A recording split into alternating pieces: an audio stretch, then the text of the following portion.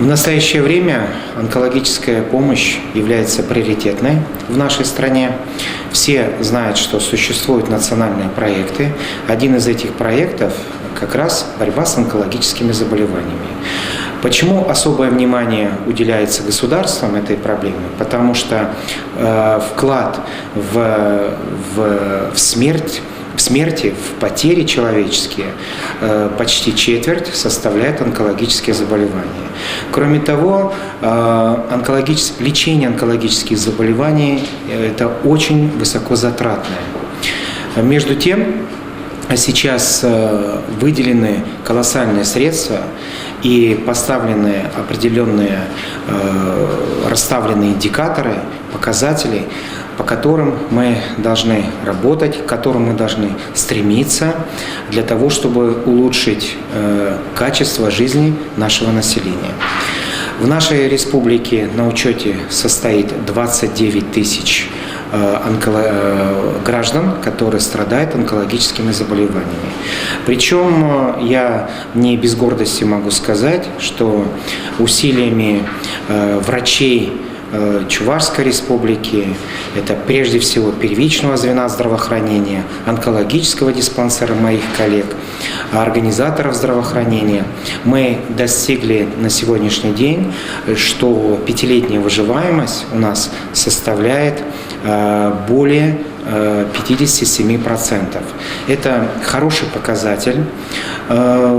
Почему я говорю, возможно, показатель, но это человеческие жизни, это сохраненное качество жизни конкретного матери, конкретного отца, брата, сестры и так далее, и так далее.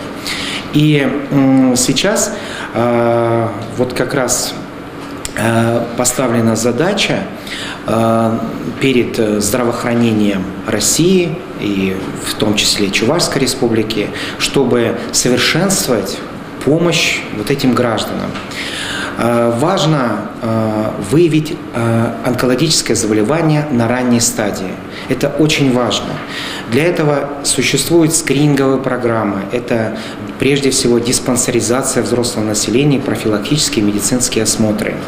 И мы, онкологи, неустанно на всех площадках, в том числе и сегодня, будем говорить о необходимости привлечения как можно большего числа населения к проведению вот этих медицинских осмотров. Некоторые люди пренебрегают, считают, что беда онкологическая их не коснется. Между тем, они глубоко ошибаются, и жизнь это нам постоянно демонстрирует, что необходимо обращаться к врачам, то есть проявлять медицинскую активность, самим быть более образованными в плане профилактических различных направлений в отношении профилактики рака. Вот. А сейчас все возможности у нас существуют. Нужна активность, это очень важно. Двери медицинских организаций, слава богу, сейчас открыты. Мы уходим от тех ограничений, которые были связаны с коронавирусной инфекцией. Вот. Эта беда действительно очень на многие вещи повлияла, но сейчас вот ситуация исправляется. Чрезвычайно важно и развитие центров амбулаторно-онкологической помощи. Мы сегодня в Канаше, где в 2019 году впервые у нас в истории республики был создан Центр амбулаторно-онкологической помощи.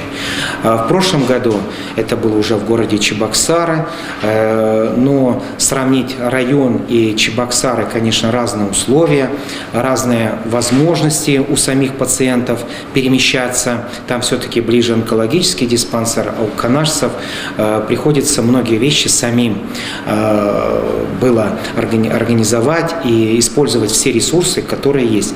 И вот благодаря администрации Канашского межтерриториального медицинского центра была выстроена работа. На наш взгляд, хорошая работа, показатели канашцев хорошие. Вот. Но есть что еще делать, и мы об этом будем сегодня говорить. А в этом году у нас открывается Центр амбулаторно-онкологической помощи в Новочебоксарске. Цель этих ЦАОПов прежде всего приблизить онкологическую помощь, диагностику и в чем-то лечение ближе к населению. Это очень важно.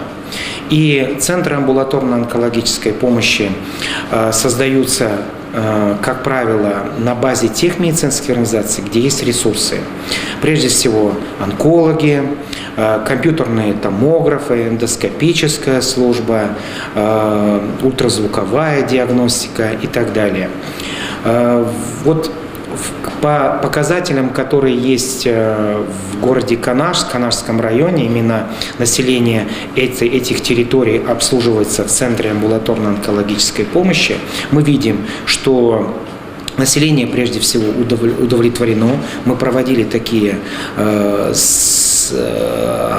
опросы, получали лекарственное лечение на базе Центра амбулаторно-онкологической помощи.